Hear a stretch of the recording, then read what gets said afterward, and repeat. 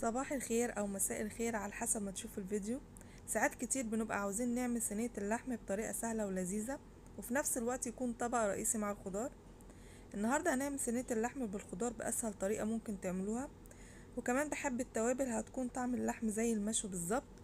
خليكم معايا في الخطوات. اول حاجة معايا الصينية اللي هعمل فيها اللحم مع الخضار. معايا بطاطس متقطعة مكعبات وفلفل احمر وفلفل اصفر وكمان بصل احمر وطماطم. الكمية مش هقدر اقولك عليها، الكمية اللي انت حباها تقللي او تزودي الخضار او تشيلي نوع خضار وتحطي غيره. معايا هنا التوابل: معلقة كبيرة بابريكا ومعلقة كبيرة ملح ومعلقة صغيرة من الفلفل الاسود ومعلقة صغيرة من الكركم ونصف معلقة صغيرة من بهارات اللحم ومعلقة صغيرة من الكزبرة وورق لورا، وكمان فنجان من الزيت وفنجان من الميه واللحمه بتاعتنا. ويا ريت اللحمه ما تكونش بتاخد سوا، يعني تقولي للجزار عايزه قطعه لحمه ما تكونش بتاخد سوا. انا هنا مستخدمه انتركوت. اول حاجه هنعملها معانا بوله هنضيف فيها الميه والزيت والتوابل مع بعض، وطبعا لو حابه تزودي اي نوع بهار انت بتحبيه او بتفضليه مفيش اي مشكله خالص، ضيفيه في الوقت دوت مع بقيه التوابل اللي احنا حاطينها. تحبي تخليها سبايسي شويه وتحطي حبه شطه مفيش اي مشكله، براحتك. وكمان هضيف عليهم معلقتين صلصة كبار ونقلبهم مع بعض لغاية التوابل مع الزيت والمية يمتزجوا كلهم مع بعض.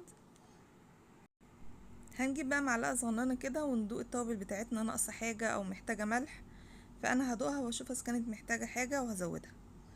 انا هنا زودت معلقة صغيرة من الملح وحبة صغيرين كده من الفلفل الاسود. اهم حاجة تظبطي الملح بتاع الخضار عشان ما يطلعش معاك عادي. خلاص كده التتبيلة جاهزة معانا، هنركنها على جنب ونجيب اللحمة بتاعتنا. زي ما قلتلك تقولي للجزار انا عايزة قطعة لحمة ما تكونش بتاخد سوا. هاخد تقريبا نص الكمية هتبل بيها اللحمة، وهنخلي بقية التوابل على جنب عشان نتبل بيها الخضار. ودلوقتي انا هقلب اللحمة كويس جدا مع التوابل واتأكد ان اللحمة كلها اتشربت من التتبيلة. ويا سلام بقى لو انتي سبت اللحمة ديت في التتبيلة ساعة واكتر هتكون في منتهى الجمال، هتكون معاكي دايبة دوب كده. بس انا عشان مستعجلة هدخلها الفرن على طول.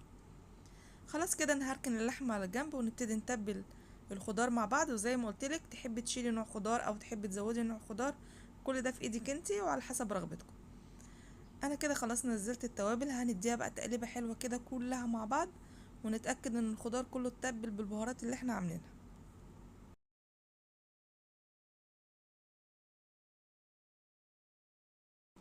في حد ممكن يقول لي هو انت محطتيش سوائل خالص مع الخضار ديت؟ طب هي هتستوي؟ هتستوي لان الخضار بتاعنا كله ني واللحمه نيه، فكل ده هينزل ميه هيسولنا الخضار.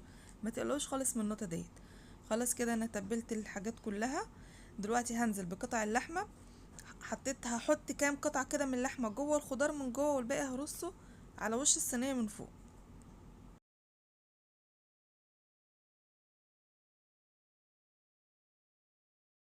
هقولك على تركاية حلوة جدا في رص اللحمة. وانتي بترصي اللحمة الناحية اللي فيها دهون حطيها على الوش من فوق. ليه بقى كده؟ لان هي لما تحط في الفرن وتستوي وتيجي تشغلي عليها الشواية فديت هتاخد القرمشة بتاعت اللحمة المشوية فهتديكي طعم جميل جدا. وطبعا زي ما انتوا عايزين، بس انا بقولكوا على التركاية ديت. زي ما انتوا شايفيني انا برص بخلي الناحية اللي فيها دهون من ناحية الوش من فوق. وخلاص كده يا حلوين انا رصيت اللحمة كلها على الوش. معايا هنا شرايح من الفلفل وشرايح من الطماطم. وعايزه اقولك ما تربطيش نفسك بيا، يعني الفلفل اللي متوفر عندك ما فيهوش اي مشكله. عندك فلفل احمر عندك فلفل اخضر تحبي تستبدليه بجزر كله ماشي. هبتدي احط بين كل قطعه لحم ولحم شريحه من الفلفل وشريحه من الطماطم وهتشوفوا شكلها النهائي هيكون ايه. وفي الوقت دوت انا كنت مشغله الفرن وسايباه لمده ربع ساعه يسخن كويس. ودوت الشكل النهائي للصينيه. دلوقتي انا هغلفها بورق الفويل وادخلها الفرن لمده ساعه بالظبط. انا زي ما قلت لكم اللحمه بتاعتي مش هتاخد سوا. واخر ربع ساعة هشيل الغطا من عليها واسيبها تتشمع شوية في الفرن. واخر 3 دقايق هشغل الشواية تاخد اللون بتاع اللحمة المشوية، وكده تكون الصينية بتاعتنا خلاص جاهزة. ويا رب الوصفة والطريقة تكون عجبتكم ويكون شرح بسيط وتكون الطريقة عجبتكم، وهتجربوا صينية البطاطس وان شاء الله هتعجبكم ومش هتبطلوا تعملوها. واشوفكم على خير في الفيديو الجاي. وما تنسونوش في اللايك، ولأول مرة بتشوفوا قناتي اشتركوا في القناة وفعلوا الجرس عشان يوصلك كل جديد. السلام عليكم.